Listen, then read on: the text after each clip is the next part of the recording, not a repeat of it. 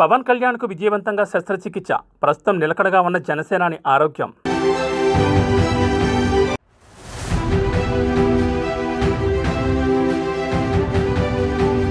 చిన్నారి పునర్వికకు లోకేష్ అభయం, కోట్లాది రూపాయల ఖరీదైన చికిత్సకు మంత్రి భరోసా.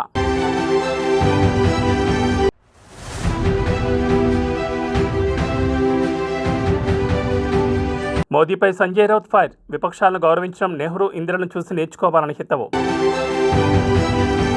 ఆంధ్రప్రదేశ్ ఉప ముఖ్యమంత్రి జనసేనాని పవన్ కళ్యాణ్ ఆరోగ్య పరిస్థితిపై కీలక అప్డేట్ వెలువడింది. గత 2 రోజులుగా ఆయన ఆరోగ్యంపై నెలకొన్న ఉత్కంఠకు తెరదించుతూ శనివారం సాయంత్రం పవన్ కళ్యాణ్కు శస్త్రచికిత్స జరిగినట్లు అధికారిక వర్గాలు ధృవీకరించాయి. ప్రస్తుతం ఆయన కోలుకుంటున్నట్లు సమాచారం. శుక్రవారం సచివాలయంలో అధికారులతో సమీక్షా సమావేశంలో పాల్గొన్న సమయంలో పవన్ కళ్యాణ్ ఒక్కసారిగా తీవ్ర అస్వస్థతకు గురయ్యారు.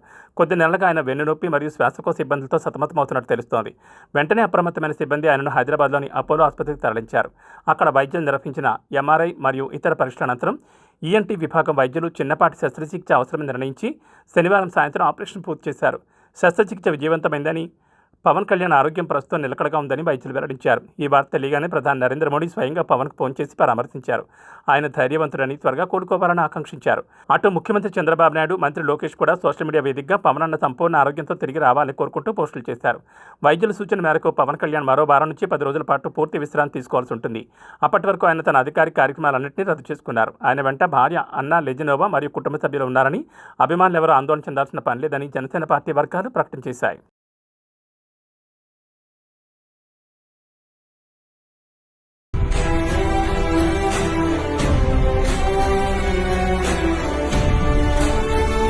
అనకాపల్లి జిల్లాలో ఘోర రోడ్డు ప్రమాదం సంభవించింది. ప్రయాణికులతో వెళ్తున్న ఒక ప్రైవేట్ ట్రావెల్స్ బస్సు నియంత్రణ కోల్పోయి రోడ్డు పక్కన ఉన్న కారులోకి దూసుకెళ్లింది. ఈ ప్రమాద సమయంలో బస్సులో ఉన్న ప్రయాణికులు తీవ్ర భయాందోళనకు గురయ్యారు. ప్రమాద తీవ్రతకు బస్సు ఒక పక్కకు ఒరిగిపోవడంతో భారీ శబ్దంతో కారులో పడిపోయింది. సదరు ప్రైవేట్ ట్రావెల్స్ బస్సు తమిళనాడు రాజధాని చెన్నై నుంచి ఒడిశాలోని భువనేశ్వర్కు ప్రయాణికులతో బయలుదేరింది. అనకాపల్లి సమీపానికి చేరుకోగానే బస్సు ఒక్కసారిగా అదుపు తప్పి పక్కనే ఉన్న కారులోకి పడిపోయింది. ఈ ప్రమాదంలో సుమారు 12 మంది ప్రయాణికులు తీవ్ర గాయాలయ్యాయి. క్షతగాత్రులను స్థానికులు మరియు పోలీసులు కలిసి హోటాహుట్న సమీపంలోని ఆసుపత్రికి తరలించారు. వీరిలో 3 పరిస్థితి విషమంగా ఉన్నట్లు సమాచారం. ప్రాథమిక సమాచారం ప్రకారం ఈ ప్రమాదానికి డ్రైవర్ నిద్రమత్తే ప్రధాన కారణమని తెలుస్తోంది. సుదీర్ఘ ప్రయాణం కావడం, తెల్లవారుజామున డ్రైవర్ కొనుక్కు తీయడంతో బస్సుపై నియంత్రణ కోల్పోయినట్లు ప్రయాణికులు చెబుతున్నారు. ప్రమాదం జరిగిన సమయంలో బస్సు అతివేగంగా ఉందని, డ్రైవర్ అప్రమత్తంగా లేకపోవడంతో ఈ ఘోరం జరిగిందని పోలీసులు నిర్ధారించారు. ప్రస్తుతం డ్రైవర్ను అదుపులోకి తీసుకుని విచారిస్తున్నారు. సమాచారం అందుకున్న వెంటనే ఘటనా స్థలానికి చేరుకున్న పోలీసులు క్రేన్ల సహాయంతో బస్సును కారులో నుంచి బయటకు తీసే ప్రయత్నం చేస్తున్నారు. ట్రాఫిక్ అంతరాయం కలగకుండా చర్యలు చేపట్టారు. గాయపడిన వారికి మెరుగైన వైద్యం అందించాలని అధికారులను ఆదేశించారు. రాత్రి వేళలో సుదీర్ఘ ప్రయాణాలు చేసేటప్పుడు డ్రైవర్లు అప్రమత్తంగా ఉండాలని, లేదంటే ఇలాంటి ప్రాణాపాయ స్థితి ఎదురవుతుందని అధికారులు హెచ్చరిస్తున్నారు.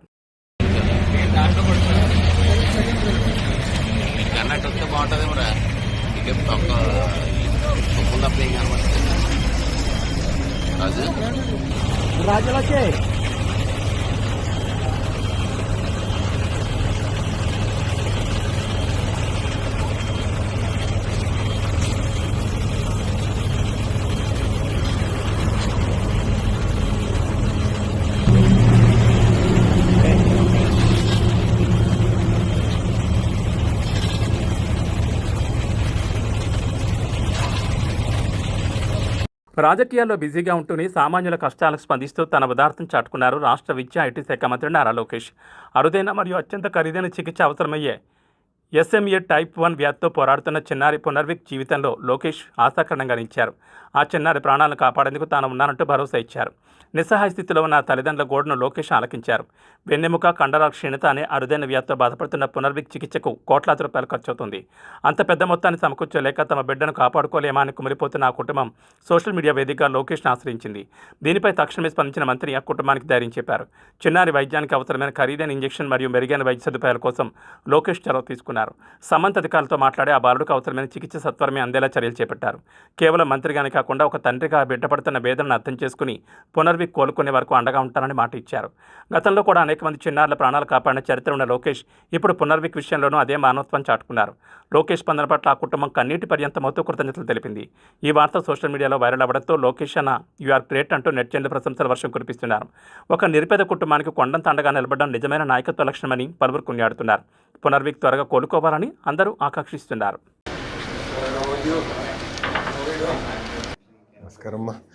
So, but the idea is how do we bring it down? I think that's what we're trying to figure out now. No, it is not. I think you know him, Ramesh. Yeah, how are you? He was neurologist. Yeah. How are you doing? He's the director of pediatric neurology department. Oh, nice. He takes, he's a maximum series of such cases in the country. Oh, nice. The first case also, Dr. Ramesh only did it in Matter. Oh, wow. Okay. First, 2020. that time he has been sort of following this as Matter. No, no, I'll reach out to you. So I want to have a larger conversation with Novartis on this. We just want to sort of take a few minutes from Done. you to present what the data is. Of course, we'll see. And then see. అమ్మా బాగున్నారా? Hi అమ్మా. Hi sir, hi sir. Thank you sir, thank you so much. అందరి బాధ్యత. బాగున్నావమ్మా?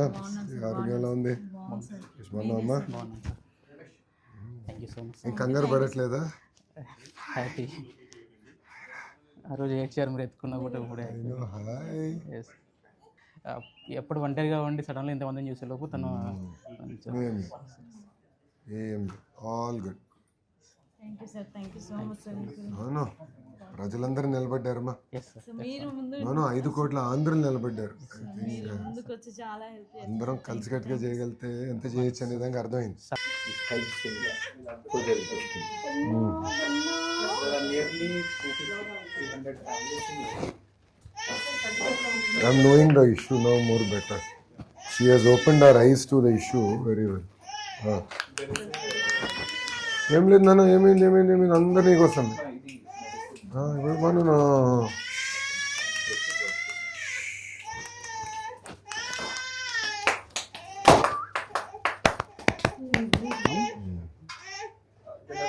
మళ్ళీ last వీకే కొన్ని test అవి అయిపోయాయి sir. So you give to the as this one is, to ensure the IV and how it's going, they'll check that. At what age you normally realize that this is the disorder? There are 4 or 5 different types of matter. So these first one, some are very severe. Okay, I think she's type 1 and type 1 is the most severe one. Most of them. Without medication, most children will die by second. They find it difficult to breathe out. మీ దాంట్లో అమ్మా, Like ఏంటంటే, if you know hypothyroidism before the child, Approved by FDA in 2019. 19.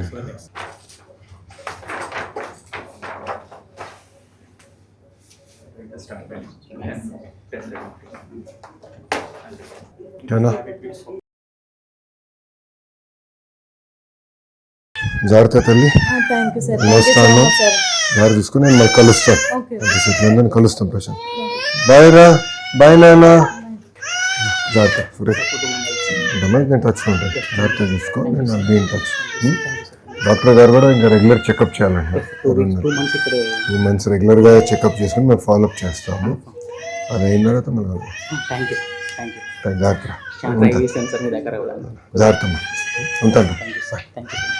ఉంటానమ్మా, వెళ్ళొస్తా తల్లి. చాలా గుర్తుండిపోతారు sir, మీరు చేసిన help చాలా. అవును, పాప అసలు ఈ ఇష్యూకి మమ్మల్ని తీసుకొచ్చి మాకు అర్థమైంది. అనుకోండి, చాలా మంది ఉన్నారు సార్. అదే నేను తెలుసుకుంటాను. అదే డాక్టర్ గారితో ఇప్పుడు కూర్చున్నాను. కూడా మీకోసం ఎవరు హెల్ప్ చేశారో స్టేట్ మొత్తం సైకిల్కి తిరిగి చేస్తారు. అవునా, నేను కలుస్తాను. థ్యాంక్ యూ అమ్మా, ఉంటాను. మంచి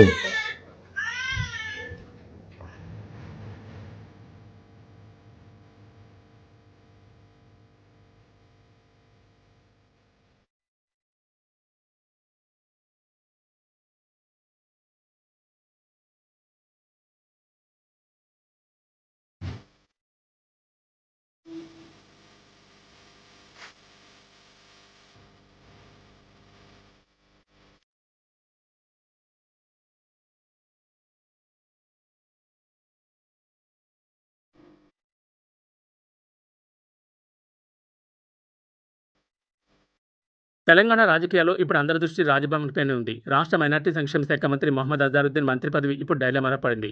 ఆయన మంత్రిగా ప్రమాణ స్వీకారం చేసి 6 నెలలు కావస్తున్నా ఇప్పటికీ ఎమ్మెల్సీగా నియామకం ఖరారు కాకపోవడం ఇందుకు కారణం. ఈ నెలాఖరుతో గడువు ముగుస్తుండడంతో అజార్ మంత్రి పదవి ఉంటుందా ఓడుతుందా అన్నది ఇప్పుడు హాట్ టాపిక్గా మారింది. గత ఏడాది అక్టోబర్ 31న అజారుద్దీన్ మంత్రిగా బాధ్యతలు చేపట్టారు. రాజ్యాంగ నిబంధనల ప్రకారం శాసనసభ లేదా శాసనమండలిలో సభ్యుడు కాకుండా మంత్రిగా బాధ్యతలు చేపట్టిన వ్యక్తి 6 నెలలలోపు ఏదో ఒక సభకు ఎన్నిక కావాల్సి ఉంటుంది. అజారుద్దీన్ను గవర్నర్ కోటాలో ఎమ్మెల్సీగా నామినేట్ ఏర్పాటు చేస్తూ ప్రభుత్వం ఇప్పటికే ప్రతిపాదన పంపింది. అయితే దీనిపై గవర్నర్ శివప్రతాప్ శుక్లా ఇప్పటివరకు ఎటువంటి నిర్ణయం తీసుకోలేదు. దీంతో మాజీ క్రికెటర్ రాజకీయ ఇన్నింగ్స్లో కీలకమైన డెడ్లైన్ దగ్గర పడుతోంది. ఈ సంక్షోభాన్ని నివారించేందుకు రాష్ట్ర ప్రభుత్వం తీవ్రంగా ప్రయత్నిస్తోంది. నిన్ననే రాష్ట్ర ప్రభుత్వ ప్రధాన కార్యదర్శి మరియు అడ్వకేట్ జనరల్ రాజ్భవన్లో గవర్నర్తో భేటీ అయ్యారు. అజారుద్దీన్ ఎమ్మెల్సీ ఫైల్ను త్వరగా క్లియర్ చేయాలని ప్రభుత్వం తరఫున విజ్ఞప్తి చేశారు. ఇప్పటికే 4 సార్లు ప్రభుత్వం అప్పీల్ చేసినా గవర్నర్ నుంచి గ్రీన్ సిగ్నల్ రాలేదు. సుప్రీంకోర్టు కూడా ఈ విషయంలో గవర్నర్ నిర్ణయం తీసుకోవచ్చని గతంలోనే స్పష్టం చేసిన ఫైల్ పెండింగ్లో ఉండడం ఇప్పుడు చర్చనీయాంశంగా మారింది. ఒకవేళ ఈ నెల 30 లోపు గవర్నర్ ఆమోదముద్ర వేయకపోతే రాజ్యాంగం ప్రకారం అజారుద్దీన్ తన మంత్రి పదవికి రాజీనామా చేయాల్సి ఉంటుంది. మళ్లీ నియామకం జరగాలంటే సాంకేతికంగా అనేక ఇబ్బందులు ఎదురవుతాయి. అజార్తో పాటు ప్రొఫెసర్ కోదండరాం నియామకం కూడా ఇదే పెండింగ్లో ఉండడంతో ప్రభుత్వం తదుపరి అడుగుపై ఉత్కంఠ నెలకొంది. రాజ్భవన్ నుంచి వచ్చే ఆ ఒక్క నిర్ణయం అజారుద్దీన్ రాజకీయ భవిష్యత్తును తేల్చనుంది. ప్రభుత్వం మళ్లీ కోర్టును ఆశ్రయిస్తుందా లేదా గవర్నర్ నిర్ణయం కోసం వెయిట్ చేస్తుందా చూడాలి.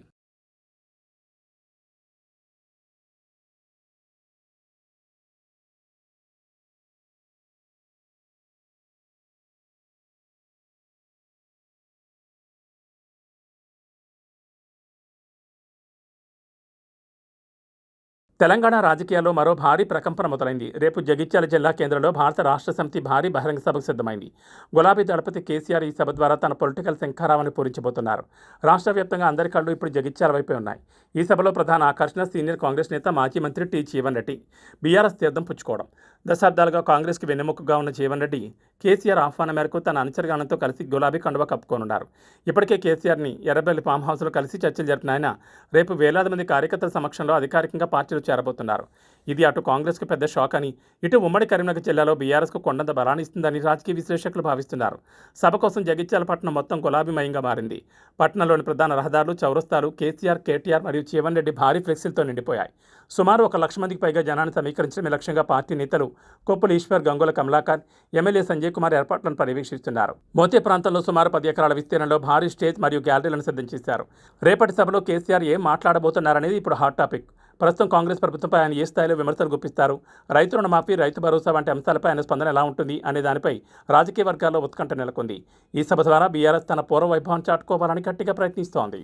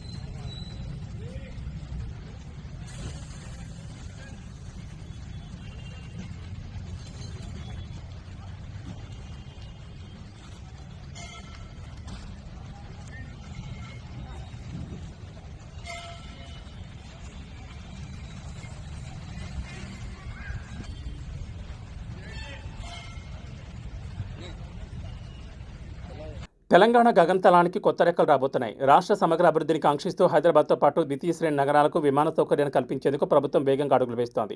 వరంగల్, ఆదిలాబాద్, భద్రాద్రి కొత్తగూడెం జిల్లాలో త్వరలోని విమానాశ్రయాలు సాకారం కానున్నాయి. దీనికి సంబంధించి మంత్రి పొంగులేటి శ్రీనివాసరెడ్డి నేడు సచివాలయంలో కీలక సమీక్ష నిర్వహించారు. సచివాలయంలో జరిగిన ఈ ఉన్నత స్థాయి సమావేశంలో airport authority southern region executive director Raj Kishore, aviation director Bharat రెడ్డిలతో మంత్రి సుదీర్ఘంగా చర్చించారు. కొత్త ఎయిర్పోర్ట్ల ఏర్పాటుకు అవసరమైన భూసేకరణ, సాంకేతిక అనుమతులు మరియు రన్వేల నిర్మాణానికి ఉన్న అవకాశాలపై అధికారులకు మంత్రి దిశానిర్దేశం చేశారు. పాత విమానాశ్రయాలను పునరుద్ధరించడంతో పాటు కొత్త ప్రాంతాల్లో అంతర్జాతీయ ప్రమాణాలతో గ్రీన్ఫీల్డ్ ఎయిర్పోర్ట్లను నిర్మించడమే లక్ష్యంగా ప్రభుత్వం ప్రణాళికలు సిద్ధం చేసింది. ముఖ్యంగా వరంగల్, మామనూర్ ఎయిర్పోర్ట్ పునరుద్ధరణ ద్వారా ఉత్తర తెలంగాణ ఐటీ రంగానికి ఊతం లభిస్తుందని మంత్రి ఆశాభావం వ్యక్తం చేశారు. ఆదిలాబాద్ విమానాశ్రయం అందుబాటులోకి వస్తే గిరిజన ప్రాంతాల అభివృద్ధి వేగవంతమవుతుందని, అలాగే భద్రాద్రి కొత్తగూడెం ఎయిర్పోర్ట్ ద్వారా పారిశ్రామిక మరియు పర్యాటక రంగం బలోపేతమవుతుందని వివరించారు. ఈ 3 జిల్లాల్లో ఎయిర్పోర్ట్ల ఏర్పాటు వల్ల రవాణా వ్యవస్థ మెరుగుపడమే కాకుండా వేలాది మందికి ఉపాధి అవకాశాలు లభిస్తాయని ప్రభుత్వం భావిస్తోంది. త్వరలోనే క్షేత్రస్థాయిలో సర్వేలు పూర్తి చేసి కేంద్ర పౌర విమానయాన శాఖకు తుది నివేదికలు పంపాలని మంత్రి అధికారులను ఆదేశించారు. నిర్ణీత గడువులోగా ఈ ప్రాజెక్టుల పట్టాలెక్కేలా ముఖ్యమంత్రి రేవంత్ రెడ్డి ప్రత్యేక శ్రద్ధ వహిస్తారన్నారని పొంగులెట్టి పేర్కొన్నారు. తెలంగాణ జిల్లాల నుంచి త్వరలోనే విమానాలు ఎగిరే రోజులు దగ్గరలోనే ఉన్నాయని చెప్పుకోవచ్చు.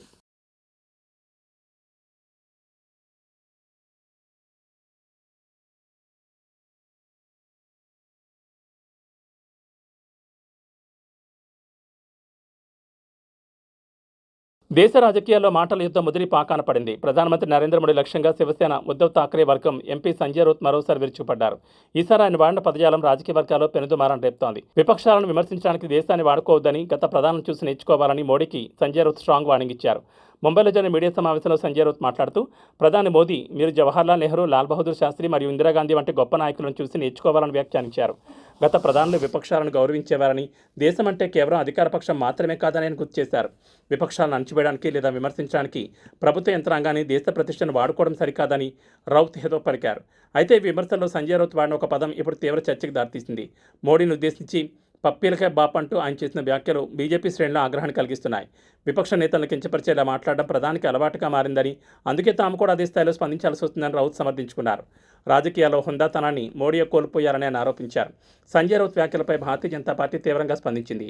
ప్రధాని పదవికి ఉన్న గౌరవాన్ని రౌత్ గంగలో కలుపుతున్నారని, నిరాశ నిస్పృహల్లో ఉండి ఇలాంటి నీచమైన వ్యాఖ్యలు చేస్తున్నారని బీజేపీ నేతలు మండిపడుతున్నారు. మహారాష్ట్ర రాజకీయాల్లో ఈ వ్యాఖ్యలు కొత్త చిచ్చు రేపాయి. సంజయ్ రౌత్ వెంటనే క్షమాపణ చెప్పాలని బీజేపీ డిమాండ్ చేస్తోంది. మొత్తానికి సంజయ్ రౌత్ చేసిన బాబ్ కామెంట్స్ నేషనల్ లెవెల్లో వైరల్ అవుతున్నాయి. 2023 में महिला आरक्षण वुमेन रिजर्वेशन बिल हमने मंजूर किया था सब मिलकर, और हमारी अभी भी मांग है कि आप लागू करिए 543 में। हमारे आज भी मान्यता है, सहमति है, और उसमें से महिलाओं को 33% आप दे दीजिए, लेकिन आपके पार्टी में जो थोर पुरुष है उनकी सीटें उसमें जा सकती है। तो थोर पुरुषों के लिए आप महिलाओं का बलि चढ़ा रहे हो, तो पाप कौन कर रहे हैं? पाप नरेंद्र मोदी जी कर रहे हैं। आप ये पापियों के बाप है, समझा मोदी जी? और आप राष्ट्र के नाम संदेश देते हो। विरोधी पार्टी के ऊपर हमला करने के लिए, विरोधी पार्टियों को गालियां देने के लिए आप राष्ट्र के नाम संदेश देते हो। जरा భారతదేశం మరియు రష్యా మధ్య ఉన్న దశాబ్దాల నాటి దృఢమైన దౌత్య సంబంధాలు మరో మైలురాయిని చేరుకున్నాయి. ఇరు దేశాల మధ్య దౌత్య సంబంధాలు ఏర్పడి 79 ఏళ్లు పూర్తయిన సందర్భంగా దేశ రాజధాని న్యూఢిల్లీలో వేడుకలు ఘనంగా జరిగాయి. ఈ చారిత్రాత్మక సందర్భాన్ని పురస్కరించుకుని నిర్వహించిన 4వ వార్షిక సైకిల్ ర్యాలీ అందరినీ ఆకట్టుకుంది. ఢిల్లీలోని రష్యన్ రాయబార కార్యాలయం ఆధ్వర్యంలో నిర్వహించిన ఈ సైకిల్ ర్యాలీలో వందలాది మంది ఉత్సాహంగా పాల్గొన్నారు. రష్యన్ దౌత్యవేత్తలు, భారత ప్రభుత్వ అధికారులు మరియు క్రీడా ప్రేమికులు ఈ యాత్రలో పాల్పంచుకున్నారు. ఢిల్లీలోని ప్రధాన రహదారుల గుండా సాగిన ఈ ర్యాలీ ఇరు దేశాల మధ్య ఉన్న కాల పరీక్షకు నిలబడిన స్నేహాన్ని చాటి చెప్పింది. ప్రతి ఏటా నిర్వహిస్తున్న ఈ ర్యాలీ ఈ ఏడాది 79వ వార్షికోత్సవం కావడంతో మరింత ప్రత్యేకతను సంతరించుకుంది. 1947లో స్వతంత్ర భారత్ ఏర్పడడానికి ముందే రష్యాతో మన దేశానికి దౌత్య సంబంధాలు ప్రారంభమయ్యాయి. రక్షణ, అంతరిక్షం, ఇంధనం మరియు సాంస్కృతిక రంగాల్లో రష్యా మనకు ఎల్లప్పుడూ అత్యంత నమ్మకమైన భాగస్వామిగా ఉంటూ వస్తోంది. ఈ సైకిల్ ర్యాలీ కేవలం ఒక క్రీడ మాత్రమే కాదని, ప్రజల మధ్య ఉన్న అనుబంధాన్ని బలపరిచే ఒక గొప్ప వేదికని రష్యన్ రాయబార కార్యాలయ ప్రతినిధులు పేర్కొన్నారు. ర్యాలీలో పాల్గొన్న వారు 2 దేశాల జెండాలను ప్రదర్శిస్తూ తమ సంతోషాన్ని పంచుకున్నారు. స్నేహమే లక్ష్యంగా మేము ఈ ప్రయాణం చేస్తున్నామంటూ భారత్ రష్యా స్నేహం కలకాలం వర్ధిల్లాలని నినాదాలు చేశారు. ఈ వేడుకల ద్వారా ఢిల్లీ వీధిలో ఒక కొత్త ఉత్సాహం కనిపించింది. రానున్న ఏడాదితో ఈ బంధం 8 దశాబ్దాలు పూర్తి చేసుకోబోతోంది.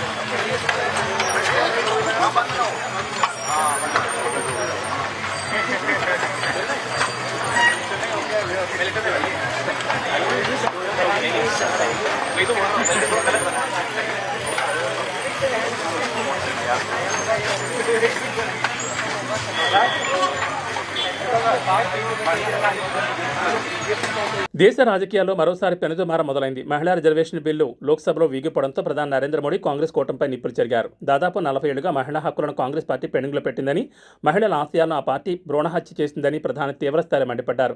నిన్న జాతిని ఉద్దేశించి ప్రసంగించిన ప్రధాని కాంగ్రెస్ నైజాన్ని ఎండగట్టారు. దేశాభివృద్ధికి ఉపయోగపడే ప్రతి సంస్కరణను అడ్డుకోవడమే కాంగ్రెస్ తన పనిగా పెట్టుకుందని విమర్శించారు. పేదలకు అండగా ఉండే జన్ధన్ ఖాతాల దగ్గర నుంచి దేశ ఆర్థిక వ్యవస్థను మార్చిన జీఎస్టీ వరకు అన్నింటినీ ఆ పార్టీ వ్యతిరేకించిందని గుర్తు చేశారు. చివరికి దేశ సమగ్రత కోసం తీసుకొచ్చిన ఆర్టికల్ 370 రద్దును కూడా కాంగ్రెస్ అడ్డుకోలేదని ప్రశ్నించారు. ఏ మార్పు వచ్చినా ప్లకార్డులు పట్టుకుని నిరసన తెలపడం ఆ పార్టీకి అలవాటుగా మారిందని ధ్వజమెత్తారు. మహిళలకు చట్టసభల్లో 33% రిజర్వేషన్ కల్పించాలనేది దశాబ్దాల కల. 40 ఏళ్లుగా కాంగ్రెస్ ఈ హక్కును కాలరాస్తోందని మోడీ ఆరోపించారు. 2029 ఎన్నికల నుంచి మహిళలకు అధికారం కల్పించాలని తాము నిజాయితీగా ప్రయత్నిస్తుంటే కాంగ్రెస్, డీఎంకే, తృణమూల్ వంటి పార్టీలు స్వార్థ రాజకీయాల కోసం దాన్ని అడ్డుకున్నాయని మండిపడ్డారు. దేశ జనాభాలో సగభాగం ఉన్న మహిళల ఆత్మగౌరవంపై కాంగ్రెస్ దెబ్బకొట్టిందని, ఈ పాపానికి ఆ పార్టీకి శిక్ష తప్పదని ప్రధాని హెచ్చరించారు. బిల్లు వీగిపోయినా తన మనోధైర్యం చెక్కుచెదరలేదని మోడీ స్పష్టం చేశారు. మాకు 66% మెజార్టీ లేకపోవచ్చు, కానీ 100% మహిళల ఆశీస్సులున్నాయని అని పేర్కొన్నారు. కాంగ్రెస్ ఎన్ని అడ్డంకులు సృష్టించినా మహిళా రిజర్వేషన్లను అమలు చేసి తీరతామని, ఇది కేవలం సమయం పట్టే విషయమే తప్ప ఆగే ప్రసక్తే లేదని దేశ ప్రజలకు భరోసా ఇచ్చారు. मेरे प्रिय देशवासियों, कांग्रेस और उसके साथी दल डीलिमिटेशन पर लगातार झूठ बोल रहे हैं। ये इस बहाने विभाजन की आग को सुलगाना चाहते हैं, क्योंकि बांटो और राज करो, कांग्रेस ये पॉलिटिक्स अंग्रेजों से विरासत में सीख कर आई है और कांग्रेस आज भी उसी के सहारे चल रही है। कांग्रेस ने हमेशा देश में दरार पैदा करने वाली भावनाओं को हवा दी है।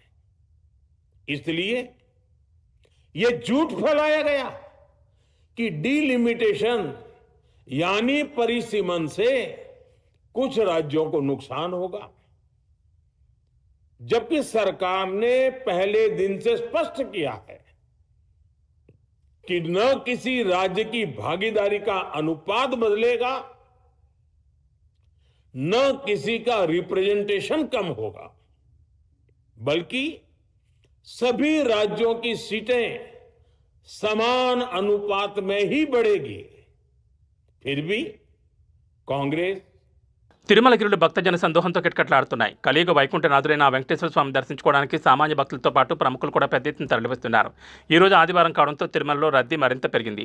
ఈ క్రమంలోనే పలువురు సినీ ప్రముఖులు స్వామివారిని దర్శించుకుని మొక్కులు చెల్లించుకున్నారు. ఆదివారం ఉదయం ఏపీ విరామ సమయంలో టాలీవుడ్ స్టార్ హీరోయిన్ తమన్నా భాటియా, అలాగే మాజీ మిస్ ఇండియా మానస వారణాసి వేర్వేరుగా తిరుమల శ్రీవారిని దర్శించుకున్నారు. సుప్రభాత సేవ అనంతరం వీరు స్వామివారి సేవలో పాల్గొని మొక్కులు చెల్లించుకున్నారు. దర్శనం అనంతరం ఆలయ రంగనాయకుల మండపంలో వేద పండితులు వారికి వేదాశీర్వచనం అందించారు. ఆలయ అధికారులు వారికి శ్రీవారి తీర్థప్రసాదాలను అందచేసి పట్టువస్త్రంతో ఘనంగా సత్కరించారు. ఆలయం వెలుపలకు వచ్చిన హీరోయిన్ తమన్నాను చూడడానికి భక్తులు పెద్ద ఎత్తున ఎగబడ్డారు. తమ అభిమాన నటిని చూసేందుకు ఆమెతో సెల్ఫీలు దిగేందుకు అభిమానులు పోటీ పడడంతో అక్కడ కాసేపు సందడి నెలకొంది. భద్రతా సిబ్బంది భక్తులను నియంత్రించి ఆమెను సురక్షితంగా అక్కడి నుంచి పంపించారు. మరోవైపు మానస వారణాసి కూడా స్వామివారి దర్శనం పట్ల హర్షం వ్యక్తం చేశారు. స్వామివారి ఆశీస్సులు అందరికీ ఉండాలని వారు కోరుకున్నారు. ప్రస్తుతం తిరుమలలో భక్తుల రద్దీ కొనసాగుతోంది. సర్వదర్శనం కోసం వేసి ఉండే కంపార్ట్మెంట్లన్నీ నిండిపోయాయి.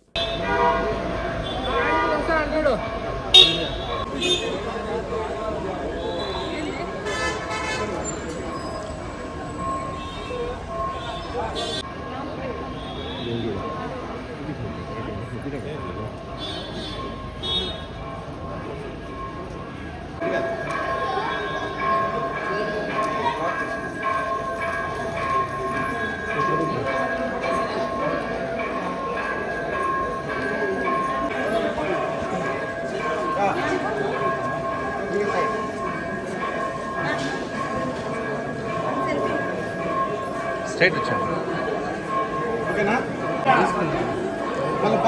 నేను ఇస్తాను ఎవరున్నాను.